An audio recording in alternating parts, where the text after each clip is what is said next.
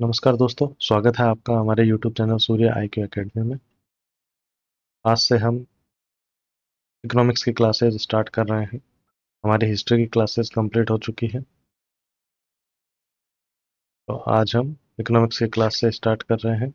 उसके जो भी चैप्टर्स हैं जो कि हमारे सिलेबस में लगते हैं, TGT सोशल साइंस के, SST में, वो सारे हम यहाँ पे कवर करेंगे।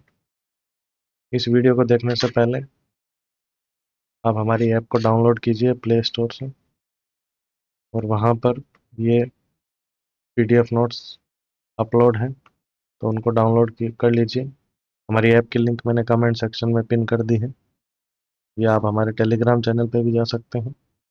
वहाँ से ये नोट्स डाउनलोड कीजिए, उसके बाद ही इस वीडियो को देखिएगा तो आपको ये अच्छे से समझ आएगा। तो चलिए स्टार्ट करते हैं। Basic concepts of demand and supply. इसमें डेफिनेशन देख लेते हैं सबसे पहले, और उनकी रिलेशनशिप क्या है।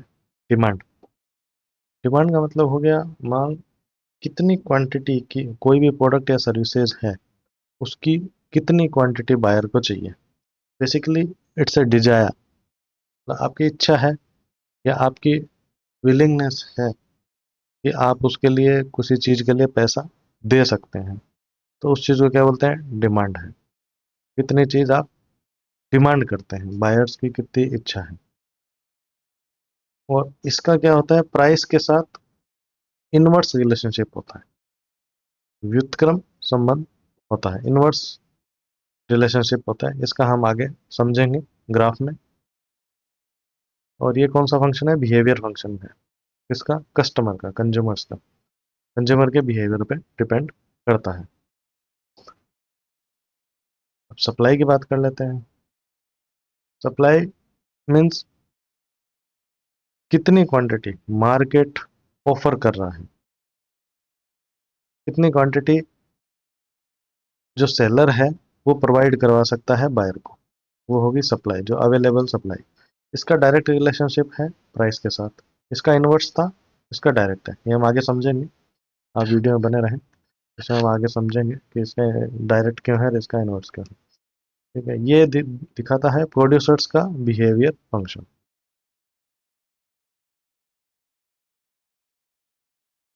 वो ये जो इंटरडिपेंडेंस है, डिमांड, एक प्रोडक्ट की डिमांड की, और इसकी एक प्रोडक्ट की डिमांड कैसे डिसाइड होती है, तो इसके जो फैक्टर्स है, डिटर्मिनेंट्स है, उसको डिमांड फंक्शन बोलते हैं।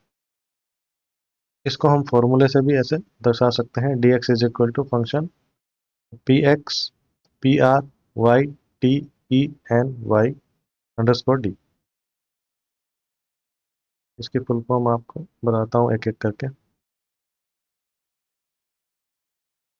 डिमांड फंक्शन का क्या मतलब होता है, ये रिलेशनशिप दर्शाता है किसके between, quantity demanded of A commodity, एक कमोडिटी की कितनी डिमांड है, और various factors that influence it. कौन कौन से फैक्टर्स हैं, कौन कौन से कारक हैं जो इसको इन्फ्लुएंस करते हैं।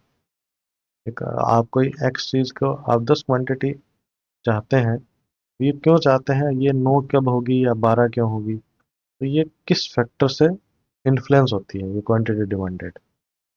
तो उसका जो रिलेशनशिप है वो डिमांड फंक्शन दिखाता है। DX मतलब demand for commodity x, PX मतलब प्राइस, PR मतलब प्राइस और रिलेटेड गुड्स। अगर एक्स है उसका कोई, जैसे आप साबुन लक्स का खरीद रहे हैं, इसके सब्सिट्यूट है और कोई भी साबुन अगर अवेलेबल है, तो उसको सब्सिट्यूट अगर कोई है या लक्स ना हो तो हम और कोई साबुन खरीद लेंगे। वाई, कंज्यूमर जो खरीद रहा है उसकी इनकम क्या है। T, टेस्ट एंड प्रेफरेंसेस क्या है। E, एक्सपेक्टेशंस क्या है, फ्यूचर प्राइस की एक्सपेक्टेशन क्या है इनकम की। N, number of customer, size क्या है पॉपुलेशन के बायर की। और डिस्पोजेबल इनकम क्या है, टैक्स चुकाने के बाद डिस्पोजेबल इनकम क्या है। ये सारे फैक्टर्स है जो इसको इन्फ्लुएंस करते हैं। ठीक है, किसको, डिमांड को। डिमांड को ये सारी चीजें इन्फ्लुएंस करती है। अब एक्सप्लेनेशन ले लेते हैं, inverse relation with demand. Price of the goods है उसका इनवर्स रिलेशनशिप है डिमांड के साथ। इसका क्या मतलब है? अगर अपन एक ग्राफ में देखें तो यहाँ पे अगर अपन क्वांटिटी ले लेते हैं, यहाँ पे प्राइस ले लेते हैं। अगर प्राइस कम होगा तो क्वांटिटी बढ़ जाएगी, और वैसे ही अगर प्राइस बढ़ेगा तो क्वांटिटी जो है वो कम हो जाएगी।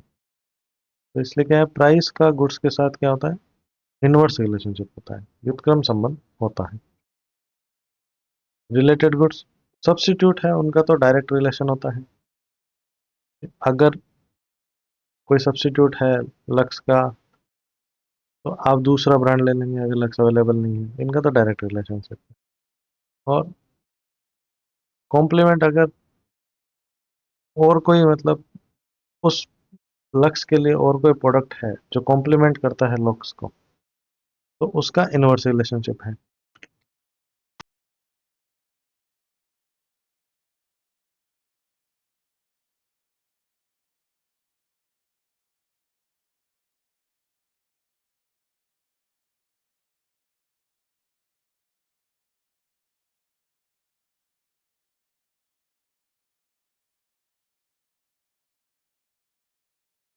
इनकम का क्या प्रभाव पड़ता है? नॉर्मल गुड्स है, डिमांड बढ़ती है इनकम के साथ। इंफीरियर गुड्स है, डिमांड कम होती है इनकम के साथ। इंफीरियर गुड्स मतलब निम्न स्तर का कोई गुड्स है, आपकी जैसे जैसे इनकम बढ़ती है तो आप क्या करते हो, खराब क्वालिटी के जो गुड्स हैं वो कम लाते हो, अच्छी क्वालिटी के गुड्स ज़्यादा लाते हो। वैसे ही टेस्ट है, अगर अच्छा टेस्ट होगा तो डिमांड इंक्रीज होगी। एक्सपेक्टेशन, अगर आगे प्राइस बढ़ना होगा, अपन को पता है कि इस एक्स का प्राइस आगे जाके 100 रुपये से 2 हो जाएगा, तो अपन क्या है, अभी से ज़्यादा खरीद लेते हैं। ज़्यादा कंज्यूमर होंगे, ज़्यादा डिमांड होगी। हायर डिस्पोजेबल इनकम होगी, अगर गवर्नमेंट टैक्स कम लगाएगी तो आपके पास खर्चने को पैसे ज़्यादा होंगे, तो आप ज़्यादा खरीदोगे। वैसे ही ये तो हो गया डिमांड फंक्शन। वैसे ही सप्लाई फंक्शन है। सप्लाई फंक्शन दिखाता है relationship between quantity supplied of A quantity and factors that, कोई भी क्वांटिटी है वो सप्लाई की जाती है कमोडिटी की, और उसको कौन कौन से फैक्टर्स इन्फ्लुएंस करते हैं, वो सप्लाई फंक्शन है। S X is equal to F function of P X C T G N. S X मतलब सप्लाई कितनी, इस कमोडिटी एक्स की सप्लाई कितनी है। पी एक्स प्राइस क्या है, कमोडिटी। सी मतलब कॉस्ट ऑफ प्रोडक्शन क्या है, कॉस्ट ऑफ इनपुट क्या है, वेजेस वो मटेरियल कितनी लगती है। टेक्नोलॉजी, अभी टेक्नोलॉजी कैसे चल रही है उस प्रोडक्ट के लिए। गवर्नमेंट की पॉलिसी क्या है, टैक्स कितना लगाता है, सब्सिडीज कितने, रेगुलेशन कितने हैं, नंबर ऑफ फर्म्स कितनी है, फर्म्स प्रोड्यूसिंग द कमोडिटी। ये सारे जो फैक्टर्स है ये इन्फ्लुएंस करते हैं सप्लाई को। कोई भी कमोडिटी है वो अगर अवेलेबल, अगर जैसे बैग है, बैग बनाने वाली कंपनियां उस पर डिपेंड करती है। एक तो ये बैग कितने में बिकता है, 1000 रुपये में बिक रहा है, इसको बनाने की कॉस्ट कितनी है, लागत कितनी है, 200 रुपये है, उसकी टेक्नोलॉजी कैसी है, और गवर्नमेंट पॉलिसी क्या है, इस पर टैक्स 50% लगाती है, 10% लगाती है, और कितनी फर्में अभी बैग बना रही हैं, इन सब फैक्टर्स पे सप्लाई डिपेंड करती है कि मार्केट में बैग कितने अवेलेबल होंगे। अब इसमें हम बात कर सकते हैं, प्राइस जो होता है गुड्स का, उसका डायरेक्ट रिलेशनशिप है सप्लाई के साथ। क्यों?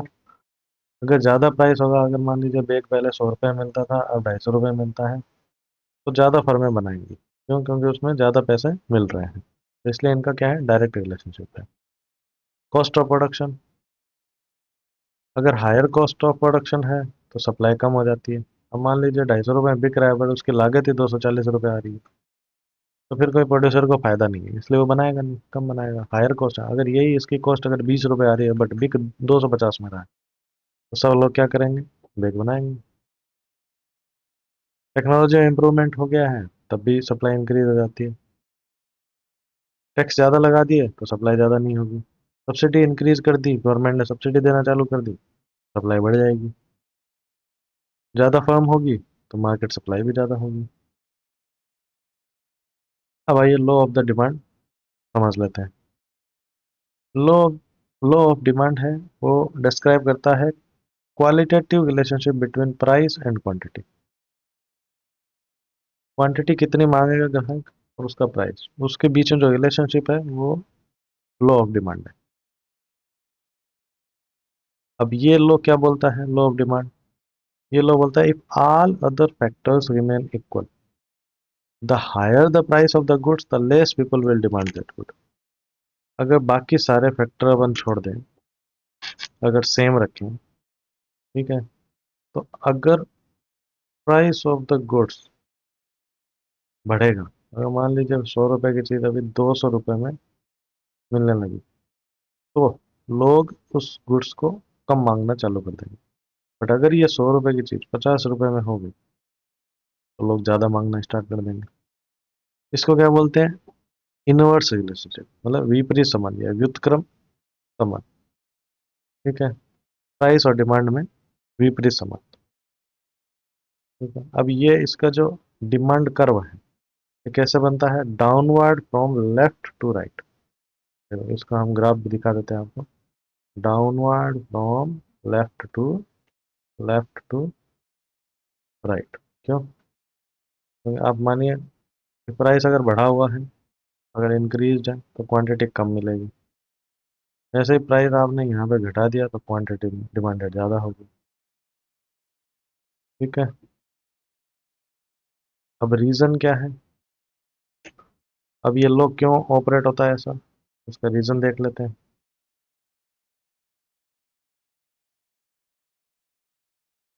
वाई द लॉ ऑपरेट्स, क्या होता है, law of the diminishing marginal utility.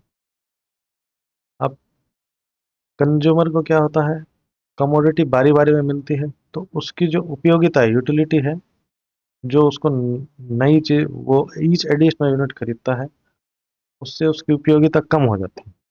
इसलिए क्या है, वो और गुड्स तभी खरीदेगा जब प्राइस सस्ता हो।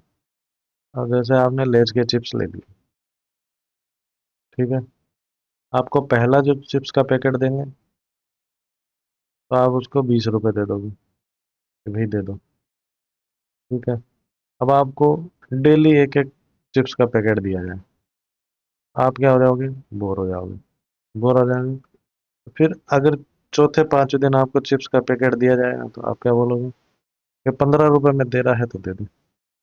क्यों, क्योंकि अब डिमिनिशिंग, अब आपको चिप्स के पैकेट खाने में कोई इतना मजा नहीं आ रहा है।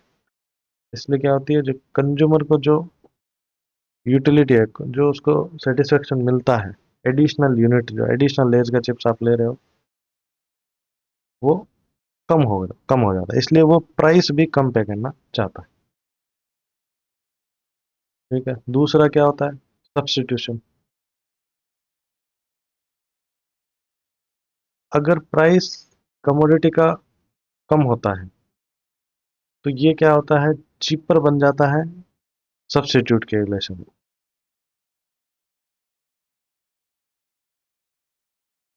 अब क्या होता है, जैसे आप बारी बारी में लेज का चिप्स खरीद रहे हो, जैसे तो ये क्या होता है, इसने प्राइस कम कर दिया, 15 रुपए कर दिया। ठीक है, बट अब लेज के अलावा और भी बालाजी के चिप्स मिल रहा है, अब बालाजी के अपेक्षा ये सस्ता हो गया, सस्ता हो गया तो लोग जो बालाजी का चिप्स खरीद रहे थे, वो भी इसमें आ जाएंगे लेज पे। ये क्या हो गया, सब्स्टिट्यूशन इफेक्ट हो गया, आपने क्या कर लिया, एक जो दूसरे की डिमांड थी उसकी जगह आप ये लेज खरीदने लग गए, तो इसकी डिमांड खत्म हो गई। इससे भी क्या होती है, जो डिमांड एक्स है उसकी बढ़ गई। अब क्या होता है, एक तो इनकम इफेक्ट भी होता है। क्या होता है, अगर फॉल होता है कोई प्राइस की कमोडिटी में, तो इससे क्या होता है, जो 20 रुपए की चीज 15 रुपए में मिलने लग गई, तो आपकी इनकम भी 5 रुपए बच गई, तो आप और कोई चीज खरीदोगे, आप और कमोडिटी खरीद सकते हैं। नए कस्टमर, कैसे, जब प्राइस गिर गया 20 से 15 रुपए आ गए, तो नए कस्टमर भी आ जाएंगे। वो ऐसे कस्टमर जिनके पास पहले 20 रुपए नहीं थे, बट अब 15 रुपए तो हैं खरीदने के लिए। और कोई यूज भी हो सकता है कमोडिटी का। अब कई सारी कमोडिटी हो सकती है जिसको आप कई चीज़ों में यूज कर सकते हैं, जैसे मिल्क है, इलेक्ट्रिसिटी है, तो इनकी डिमांड बढ़ जाती है। अगर प्राइस गिरता है तो इनकी बढ़ जाती है, इसलिए ये डाउनवर्ड स्लोप आता है। ठीक है, इसलिए ये डाउनवर्ड स्लोप, ये रीज़न है इसका डाउनवर्ड स्लोप आने के, क्यों ये लो ऑपरेट करता है। आगे चलते हैं। अब ये जो डाउनवर्ड स्लोप आ रहा था, ऐसे डाउनवर्ड जो आ रहा था, इसके भी एक्सेप्शन है, इसके भी कुछ अपवाद है कि ऐसा हर बार नहीं होता है कि ये नीचे है। कई बार ये पॉजिटिव स्लोप भी बनाता है, मतलब उल्टा, जब डिमांड इंक्रीज होती है तो प्राइस भी इंक्रीज होता है। इससे क्या होता है, डिमांड करो ऊपर की तरफ बढ़ता है। ठीक है। अब ऐसा कौन से चीजें हैं जिसमें ऐसा होता है। अब इसके एक्सेप्शन की बात कर लेते हैं। एक्सेप्शन क्या है, गिफन गुड्स। अब ये कौन से गुड्स होते हैं, इसको गिफन पैराडॉक्स भी बोलते हैं। इसमें क्या है, अगर प्राइस गिरता है तो डिमांड भी गिर जाती है, और प्राइस बढ़ता है तो डिमांड भी बढ़ जाती है। ऐसा कब होता है, ये देखो, ये गिफन गुड्स का चार्ट है। इसमें देखिए प्राइस बढ़ा, P1 से P2 प्राइस बढ़ा, प्राइस वन प्राइस टू, और डिमांड यहाँ गया होगी Q1 से Q2, quantity of Giffen goods ये इंक्रीज होगी, मतलब चार्ट क्या बन रहा है, इंक्रीजिंग ट्रेंड में बन रहा है। ऐसा कब होता है, अब जैसे मानो अमूल का घी है, अमूल घी है, वो है 300 रुपये kg। ठीक है। एक डालडा का घी है, वो है 200 रुपये kg। अब मान लीजिए एक घर में 4 kg चाहिए होता है। एक फैमिली क्या करती है कि 2 kg तो अमूल लेती है और 2 kg डालडा लेती है। तो इसके टोटल कितने रुपए लगते हैं, 1000 रुपये पर मंथ। ठीक है, पर मंथ 1000 रुपये लगते हैं। अब मान लीजिए कि जो ये डालडा वाला घी है, इसके प्राइस घट के हो गए 100 रुपये। ये क्या हो गया, 100 रुपये में मिलने लग गया, 100 रुपये मिलने। अब होना क्या चाहिए, एज पर लो और डिमांड, इसका प्राइस कम हो गया तो इसकी डिमांड बढ़नी चाहिए, बट होता उल्टा है। क्यों, क्योंकि कोई बंदा होता है वो सोचता है कि अपने घर में अच्छा सामान लाए, अब उसको 1000 रुपये लगाने हैं, तो वो क्या करता है, अमूल का ले लेगा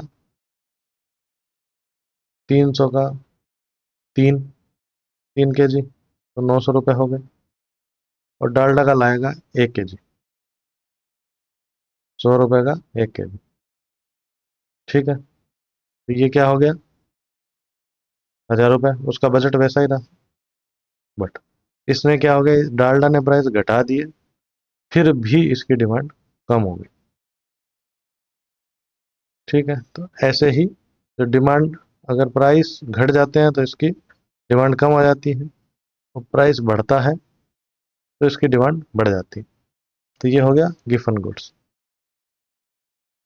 दूसरे, ये सब लो ऑफ डिमांड के एक्सेप्शन है। दूसरा, आर्टिकल ऑफ डिस्टिंक्शन और pastry, luxury goods, snob appeal, luxury goods जो सोशल स्टेटस को दर्शाते हैं। अगर प्राइस बढ़ेगा तो लोग और खरीदेंगे। ठीक है, प्राइस इंक्रीज, जैसे प्राइस इंक्रीज हुआ तो क्वांटिटी डिमांड हो गई, जैसे डायमंड हो गई, कोई महंगी वॉचेज हो गई। ठीक है, इनकी क्या होती है, जितना प्राइस बढ़ता है उतनी डिमांड बढ़ती है, सोशल स्टेटस को प्रेजेंट करते हैं, जैसे रोलेक्स की वॉच है। अगर बायर को लगता है कि फ्यूचर में प्राइस इंक्रीज होगा, स्पेकुलेशन लगाता है, तो वो इंक्रीज क्वांटिटी अभी खरीद लेता है। अगर नेसेसिटी की है, जैसे साल्ट है, नमक वगैरह है, तो बेसिक फूड आइटम बंदे के हैं, तो वो नेसेसिटी के आइटम तो खरीदेगा ही खरीदेगा, तो उनकी डिमांड बढ़ जाती है प्राइस बढ़ने से। इग्नोरेंस या प्राइस एल्यूजन, कंज्यूमर ये सोचता है कि अगर हायर प्राइस है गुड्स का तो वो ज़्यादा बेटर क्वालिटी का होगा, इसलिए क्या है, डिमांड इंक्रीज हो जाती है। अब जैसे आप सब पेंसिल खरीदते हैं, आप पहले नटराज पेंसिल खरीदते थे, तो आपको लगता है नटराज ज़्यादा अच्छी पेंसिल नहीं है। आपने क्या किया, आपको लगा कि भी मार्केट में एक नई आ गई अप्सरा पेंसिल, इसकी क्वालिटी बहुत अच्छी है। और नटराज वालों ने क्या किया, ये पहले 10 रुपए में बेचते थे, अप्सरा को 15 रुपए में बेचते हैं। तो कोई भी खरीदने आता है उसको लगता है कि अप्सरा का प्राइस ज़्यादा है, इसलिए इसकी क्वालिटी भी अच्छी होगी। अब आपको बता दूं, ये दोनों पेंसिलें एक ही कंपनी बनाती है, जिसका नाम है हिंदुस्तान पेंसिल्स। हिंदुस्तान पेंसिल्स, ठीक है, दोनों एक ही कंपनी बनाती है। फिर भी आपको क्या लगता है, अप्सरा बहुत अच्छी पेंसिल है, इसके ये ज़्यादा पैसे लेती है, इसकी क्वालिटी अच्छी है, इसलिए आप क्या करते हो, अप्सरा ले आते हो, नटराज नहीं लाते। ठीक है, तो ये हो गया, क्या हो गया, एक्सेप्शन हो गया लॉ ऑफ डिमांड का। चलिए अब आगे चलते हैं। अब कोई क्वांटिटी किसी कमोडिटी की, मान लीजिए कोई कोई भी कमोडिटी है, जैसे मान लीजिए आप, किलो है, ठीक है, इसकी जो क्वांटिटी है, उसकी जो डिमांड है, डिमांड की जाती है, उसका मूवमेंट चेंज, अगर क्वांटिटी डिमांड में चेंज होता है तो वो मूवमेंट होता है या शिफ्ट होता है। मूवमेंट का क्या मतलब है, देखिए आगे हम समझ लेते हैं। मूवमेंट का मतलब, अगर कमोडिटी का प्राइस चेंज हो, जैसे ये प्राइस है, ये कमोडिटी का प्राइस चेंज हुआ, तो क्वांटिटी डिमांडेड भी चेंज होती है। तो मान लीजिए ये प्राइस जैसे घट रहा है, मान लीजिए P2 पी P1 पे आ गया, है ना, तो डिमांड क्या होती है, इंक्रीज होती है। तो ये तो क्या आ गया, इसी कर्व पे डिमांड का मूवमेंट हो रहा है, ठीक है, इसी डिमांड का, तो ये तो हो गया मूवमेंट। दूसरा क्या है, शिफ्ट। अब मान लीजिए कि प्राइस आपका यही है, ये सेम प्राइस है, सेम प्राइस है, बट फिर भी क्वांटिटी जो डिमांड की जा रही है वो बढ़ रही है, पहले इतनी मिलवाते हैं, फिर इतनी, फिर इतनी, तो ये बढ़ गया, इसको क्या बोलते हैं, शिफ्ट। प्राइस सेम है पर शिफ्ट हो रहा है। तो ऐसा कब होता है, ऐसा कब होता है, quantity due to change in other factors. Other factors कौन कौन से हैं, कौन कौन, प्राइस सेम है पर फैक्टर कौन कौन से चेंज हो गए, बंदे की इनकम बढ़ गई, कोई सिमिलर गुड्स है उसका प्राइस बढ़ गया, टेस्ट चेंज हो गया, इसको क्या करते हैं, इसको बोलते हैं शिफ्ट। डिमांड कर्व में शिफ्ट होना, और ये हो गया मूवमेंट, ठीक है।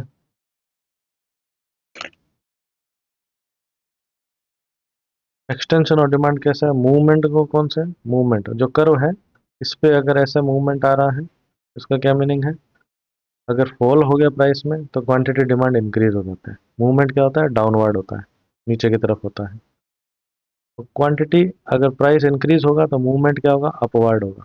अपवर्ड कैसे होगा, ये अपवर्ड होगा, ठीक है, अपवर्ड होगा, तो इसको क्या बोलते हैं, अपवर्ड, लेफ्टवर्ड, ठीक है। शिफ्ट कब होता है, फॉरवर्ड शिफ्ट कौन सा होता है, अगर फेवरेबल चेंज हो, जैसे कंज्यूमर की इनकम बढ़ गई, और कोई सिमिलर गुड्स हैं उनके प्राइस बढ़ गए, लक्स है, संतूर है, ठीक है, जैसे से अगर लक्स के, संतूर के प्राइस बढ़ गए, तो ये लक्स के जो सब्स्टिट्यूट है उसके प्राइस बढ़ गए, तब भी ये इंक्रीज हो जाती है डिमांड में। तो कर्व कहाँ शिफ्ट होता है, राइट, राइट में शिफ्ट होता है, ठीक है, ये राइट में शिफ्ट हो जाता है। डिक्रीज भी हो जाता है, अगर कंज्यूमर की इनकम बढ़ गई, गवर्नमेंट टैक्स ज़्यादा, इनकम कम हो गई, गवर्नमेंट टैक्स ज़्यादा लगाती है, तो इसलिए क्या होता है, शिफ्ट हो जाता है लेफ्ट वर्ड, डाउनवर्ड की तरफ।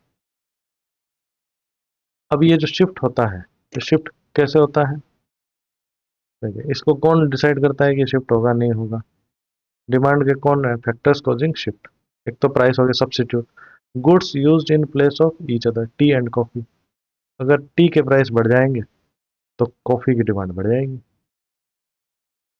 और कॉम्प्लीमेंट्स है, जैसे गुड्स साथ में, जैसे आपने कार लिया तो उसमें पेट्रोल तो चाहिए होगा, तो कार के प्राइस बढ़ेंगे तो क्या होगा, पेट्रोल की डिमांड कम हो जाएगी।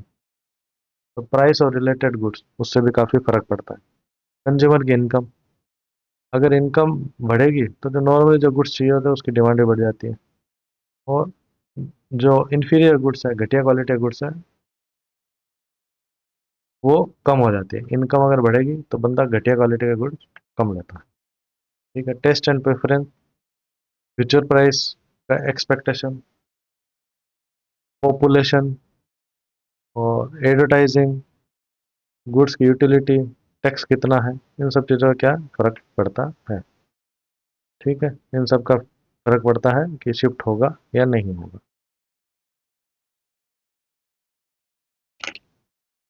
आइए अब बात कर लेते हैं एलास्टिसिटी ऑफ डिमांड की, मांग की लोच।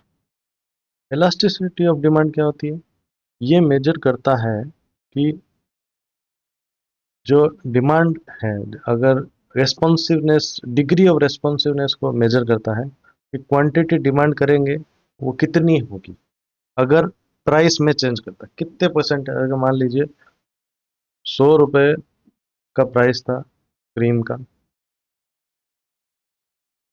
ठीक है, तो इस पे 1000 क्वांटिटी लोग लेते थे, 1000 क्वांटिटी लोग लेते थे। ठीक है। और फिर क्या कर दिया हमने, प्राइस इसका इंक्रीज कर दिया। अगर वहाँ 100 रुपये की जगह अपन 150 कर दिया, तो क्वांटिटी डिमांडेड 750 ही होगी, मान लीजिए कम हो गई। तो ये जो हुआ 1000 से 750 हो गई, ये जो परसेंटेज चेंज हुआ है क्वांटिटी में, ठीक है, कितने परसेंट प्राइस चेंज होने से, 100 से 150। तो इसको जो कैलकुलेट किया जाता है, इस डिग्री को क्या बोलते हैं? Price elasticity of demand. अब क्या होता है, ये चीज़ किस पे डिपेंड करती है? प्रोडक्ट की ज़रूरत कैसी है, उस पर डिमांड डिपेंड करती है। तो उसके अकॉर्डिंग ही डिग्री क्या होती है, या तो परफेक्टली इलास्टिक होगी, पूर्णतः लोचदार, रिलेटिवली होगी, यूनिटरी इलास्टिक होगी, रिलेटिवली इन इलास्टिक होगी, या परफेक्टली इन इलास्टिक होगी। ठीक है? इसको हम डायग्राम से समझते हैं तो आपको ज़्यादा अच्छे से समझ आएगा। सबसे पहले इसमें हम बात कर लेते हैं perfectly elastic, perfectly elastic demand. इसमें क्या है, डिमांड कांस्टेंट रहती है एक प्राइस पे। ये डिमांड जो है ये कांस्टेंट रहती है, एक प्राइस पे सेम रहेगी। ठीक है। अब 4 रुपए इसका प्राइस है तो इस पे डिमांड ये हमेशा सेम रहेगी। बट अगर प्राइस थोड़ा भी इंक्रीज कर दिया, थोड़ा भी इंक्रीज कर दिया, तो क्या डिमांड होगी वो आप पता नहीं कर सकते। क्यों नहीं है? अब जैसे मानिए आटा है, या वीट मान लीजिए, गेहूं आता है, ठीक है, हम घर पे गेहूं लाते हैं मान लीजिए। अगर गेहूं नॉर्मली 20 रुपए किलो मिलता है कोई कंपनी का, तो आप 20 रुपए में जितने भी आपको घर पे जरूरत है उतने आप ले लेते हैं। ठीक है। अब ये कंपनी ए है, ठीक है। अब आ गई है कंपनी बी, ठीक है, ये भी 20 रुपए बेचती है, क्योंकि गेहूं कॉमन है, पूरे इंडिया में बिकता है, कॉमन है। ये भी 20 रुपए, इसकी भी मान लीजिए इसकी 100 यूनिट बिकती थी, 100 बोरी बिक जाती थी, ठीक है, क्योंकि ये 20 रुपए बेच रहा था। बी ने भी 20 रुपए थी, इसकी भी 100 बोरी बिकती थी। ठीक है। अब क्या किया, ए वाले ने ये 20 रुपए से प्राइस बढ़ा के 25 रुपए कर दिया, बट इन्होंने 20 रखे। तो इसकी डिमांड हो सकता है 100 बोरी की जगह 0 हो जाए। तो इसमें डिमांड कांस्टेंट रहती है अगर प्राइस आपका सेम है, इसलिए यह लाइन क्या है, हॉरिजॉन्टल है। बट आपने जैसे ही प्राइस स्लाइटली इंक्रीज किया, कुछ किया, तो डिमांड हो सकता है 0 भी हो जाए आपके प्रोडक्ट की। क्यों? क्योंकि इसके क्या है, बहुत सारे सब्सिट्यूट अवेलेबल। ऐसा तो है नहीं एक ही फार्मर से आपको वो गेहूं खरीदना, आप किसी और से भी खरीद सकते हैं। तो ये होगी परफेक्टली इलास्टिक डिमांड। अब दूसरी बात करें तो दूसरी होगी relatively elastic demand in comparison elastic. अगर जैसे मानिए प्राइस 60 पैसे से 50 पैसा होता है सपोज, तो क्वांटिटी 50 से 100 भी हो सकती है डिमांड करने की। ठीक है। अगर आपने उल्टा कर दिया, 50 से 60 कर दिया प्राइस, तो क्वांटिटी 100 से 50 भी हो सकती है। ये कौन से हो गए, ये रिलेटिवली इलास्टिक है। मतलब क्या है, अगर प्राइस इंक्रीज या प्राइस डिक्रीज होता है, उसके अकॉर्डिंग क्वांटिटी बढ़ या घट जाती है। ठीक है। अब मान लीजिए एयरलाइन टिकट है। अभी तक आप घर पे जाते थे, मान लीजिए 5,000 रुपये का टिकट लगता था। अभी क्या कर दिया, उसको कंपनी ने ऑफर निकाला और इसके प्राइस कर दिए 3,000 रुपये। सडनली क्या होंगे, डिमांड बढ़ जाएगी। वैसे ही अगर 3,000 की टिकट 5,000 की कर देंगे तो अपन घर पे जाना थोड़ा डिले कर देते हैं। तो ये क्या हो गया, रिलेटिवली इलास्टिक डिमांड होती है ये। आगे चलते हैं। नेक्स्ट जो है वो है यूनिटरी इलास्टिक डिमांड। यूनिटरी मतलब एकात्मक, एकात्मक लोच।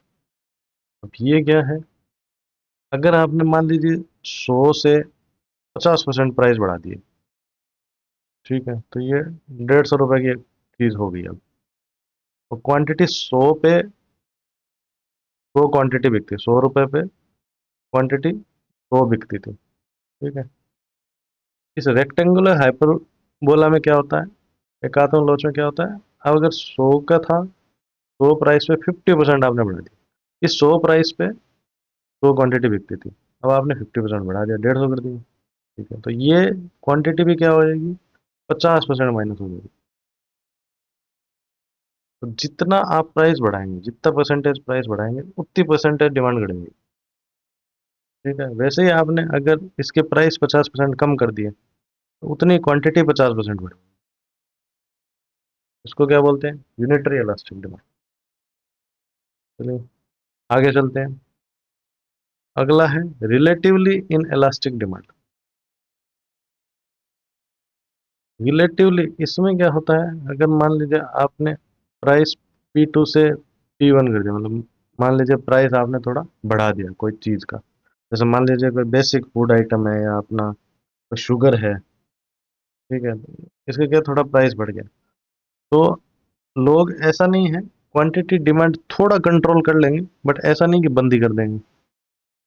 तो इसमें क्या होता है, कर्व थोड़ा सा क्या होता है, स्टीपर बनता है। क्वांटिटी डिमांडेड थोड़ी कम होती है, बट इतनी भी कम नहीं होती कि वो जीरो हो। तो जो परसेंटेज चेंज होता है क्वांटिटी में, जो परसेंटेज चेंज होता है क्वांटिटी डिमांडेड में, वो लेस देन वन होता है। जैसे इसमें क्या था, इक्वल टू वन था, जितना प्राइस चेंज होगा उतनी क्वांटिटी चेंज हो जाएगी। ये क्या हो गया, 1:1 हो गया। इसमें क्या है, क्वांटिटी में चेंज तो आएगा बट लेस देन वन आएगा। तो ये ऐसा हो गया रिलेटिवली इन इलास्टिक डिमांड। अब अपन बात कर लेते हैं परफेक्टली इन इलास्टिक डिमांड। अब ये कौन से हो गए परफेक्टली इन इलास्टिक डिमांड। इसमें क्या है, डिमांड की लाइन वर्टिकल ही रहती है, ठीक है। वर्टिकल क्यों रहती है, मतलब कुछ भी हो जाए, बंदा वो क्वांटिटी तो लेगा ही लेगा, चाहे प्राइस आप 10 रुपये रखो या 1,000 रुपये रखो। अब मान लीजिए इंसुलिन लेना है, इंसुलिन का इंजेक्शन लेना है, तो चाहे उसका प्राइस 100 रुपये हो, 500 हो, 700 हो, लाइफ सेविंग मेडिसिन है ये, ठीक है, तो आपको लेनी लेनी है। तो उसमें कितने ही प्राइस है, तो इसमें डिमांड कांस्टेंट है, ठीक है, प्राइस का इसमें कोई फर्क नहीं पड़ता। अब ये चीज़ें अपन मेजर कैसे कर सकते हैं, परसेंटेज मेथड से कर सकते हैं, जैसे अभी अपन ने किया परसेंटेज से। टोटल एक्सपेंडिचर मेथड से भी कितना खर्चा करते हैं, पॉइंट या जियोमेट्रिक मेथड से भी कर सकते हैं। इसके अलावा भी कौन सी इलास्टिसिटीज होती है, इनकम की वजह से इलास्टिसिटी भी आती है।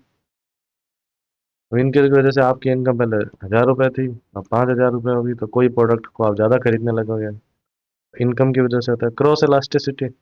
मान लीजिए एक प्रोडक्ट है, मान लीजिए कोई भी प्रोडक्ट दो, आप मान लीजिए एक MI का फ़ोन है, एक मोटोरोला का फ़ोन है।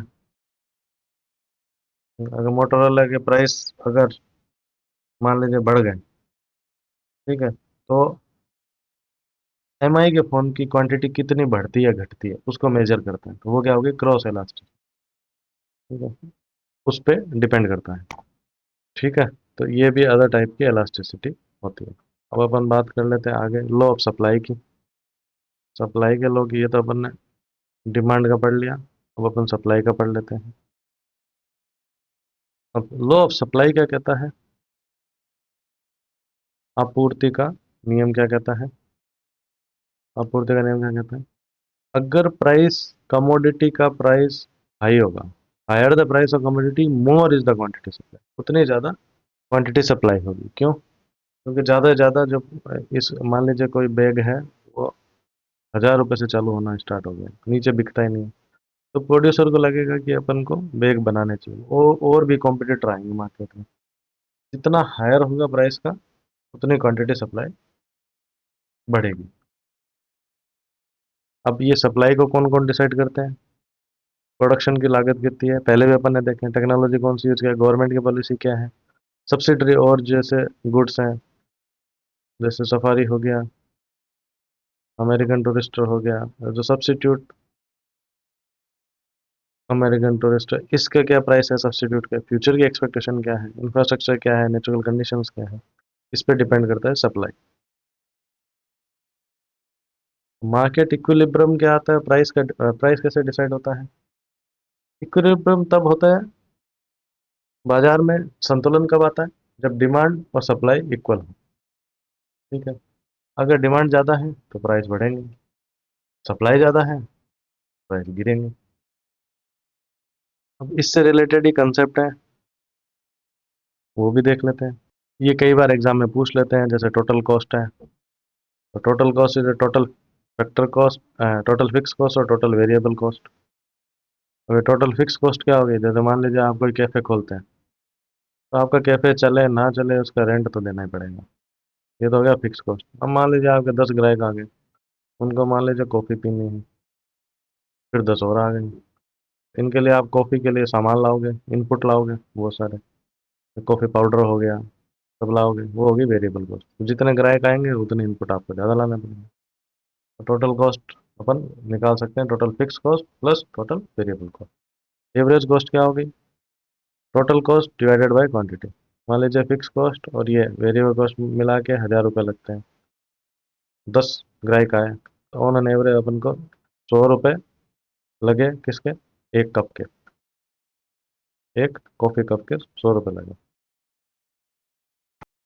मार्जिनल कॉस्ट क्या होती है? मान लीजिए 100 आइटम के आपको 1000 रुपये लगते हैं, और 101वें आइटम के 1050। बेसिकली एक आइटम का कितना रुपये लगा आपको? 50 रुपये। ये मार्जिनल कॉस्ट है, एक्स्ट्रा कॉस्ट पर आइटम की, पर आइटम की कॉस्ट कितनी लगी, एक एक्स्ट्रा आइटम अपन सेल करेंगे तो उसका कॉस्ट कितनी लगेगी, वो होगी मार्जिनल कॉस्ट। टोटल रेवेन्यू, आपकी इनकम कितनी होती है, प्राइस कितना है और कितनी क्वांटिटी बेची है। एवरेज रेवेन्यू कितनी आएगी, total revenue divided by quantity. Total आपने 1000 रुपये का माल बेचा, और उसमें 10 लोगों को बेचा, मतलब ऑन एन एवरेज 100 रुपये का आपने माल बेचा। मार्जिनल रेवेन्यू कितनी है, अब मान लीजिए 100 थे, उस पर 2000 रुपये मिले, और 101वां कप बेचा आपने कॉफ़ी का, तो उस पर 2100 रुपये हो गए, तो मतलब एक एक एक्स्ट्रा कप बेचा तो 100 रुपये मिले। ठीक है, तो ये होगी मार्जिनल रेवेन्यू। ओके, तो इस तरह आपका डिमांड एंड सप्लाई का चैप्टर कंप्लीट होता है। जो अपने जो इसके डिमांड और सप्लाई के बेसिक कंसेप्ट हैं, वो कंप्लीट हो गए हैं। आपको इसके रिलेटेड कोई भी क्वेश्चन पूछना हो तो आप कमेंट सेक्शन में लिख सकते हैं, हम उसका रिप्लाई देने की कोशिश करेंगे जल्द से जल्द। ऐसे ही हमारे वीडियो को लाइक, शेयर और सब्सक्राइब करें, हमारे चैनल को सब्सक्राइब करें। और इसके रिलेटेड आपको अगर क्वेश्चन करने हो, एमसीक्यू अटेम्प्ट करने हो, तो हमारी ऐप सूर्य IQ एकेडमी को आप डाउनलोड कीजिए, और उसमें हमने टेस्ट सीरीज चलाई हुई है, तो उसको आप बाय करके ये क्वेश्चंस अटेम्प्ट कर सकते हैं, तो आपको पता भी चल जाएगा कि आपकी तैयारी कैसी है। मिलते हैं अगले वीडियो में, बहुत बहुत धन्यवाद।